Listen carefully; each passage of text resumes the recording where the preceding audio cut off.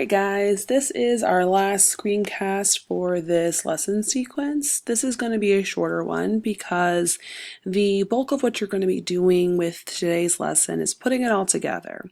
Last lesson we talked about analyzing documents for content, and you went through the process of analyzing 2 of the 3 documents. I showed you an example for the Pact of Umar.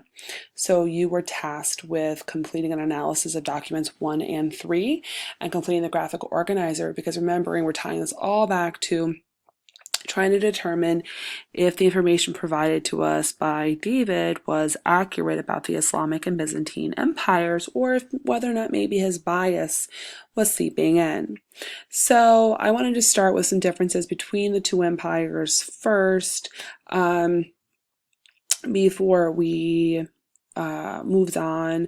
This is actually a difference between the Byzantine Empire and Western Europe. You'll remember we've talked a lot during the Middle Ages about how, there was a lot going on in life outside of Western Europe. The Byzantine Empire falls definitely outside of Western Europe, and just kind of thinking about what kind of opportunities this would have allowed for the people that were living there. So you can certainly pause this, take a look at this if this is going to help you, but I'm going to continue. The next thing I want to talk about, in fact, I'm going to back up actually, and I'm going to go here to the Islam information. So same thing, I want you to, if this is helpful to you for additional information for developing your response, by all means, pause here, take a look at the information that's provided to you about Islam as just more additional information. But remember, we've already gone through some kind of like a little mini research by using your textbook to gather information about both empires. All right, let's talk about our writing assessment. So now that we have this information, let's put together a response. So your writing response is going to be about the empires, and it will be as follows. So you have studied in depth the political systems of feudal Europe. You have also learned about the political systems of the Byzantine Empire and the Islamic Empire. Using details from what you've learned, write a paragraph that answers the question, which the political systems studied offer the most stability and opportunity for people who live there. Be sure to include a topic sentence supporting details and examples, and a concluding statement, and you're going to use the rubric below to guide your writing. I actually want you to focus solely on the Byzantine and Islamic empires.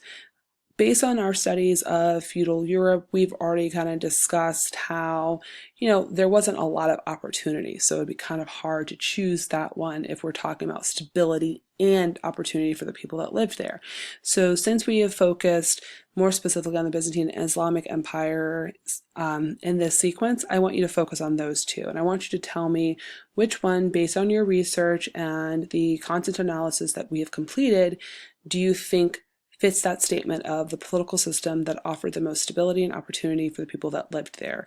It's going to be really important that you provide specific supporting details from the sources that you are utilizing. This includes appropriate citation of the sources, because we always want to make sure we're citing our sources.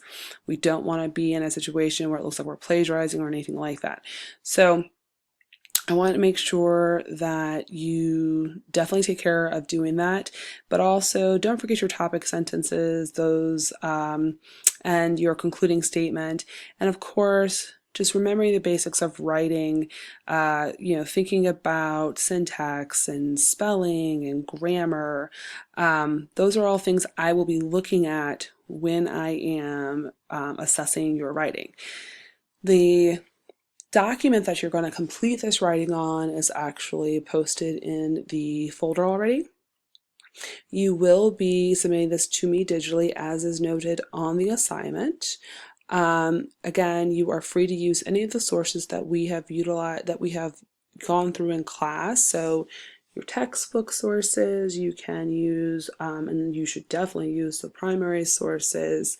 You should also allude to what, you can also rather allude to what David was discussing to provide, some more contextual information about what life was like in both of those empires. But really, I just want a paragraph. That's another big thing, hence why it's highlighted. this needs to be a paragraph. I am not expecting this to be like a 5-page essay. This is really just kind of a quick summary, but a very well thought out one and organized summary of what we have been discussing. So as always, if you have any questions, please feel free to reach out, and good luck with this formative writing assessment.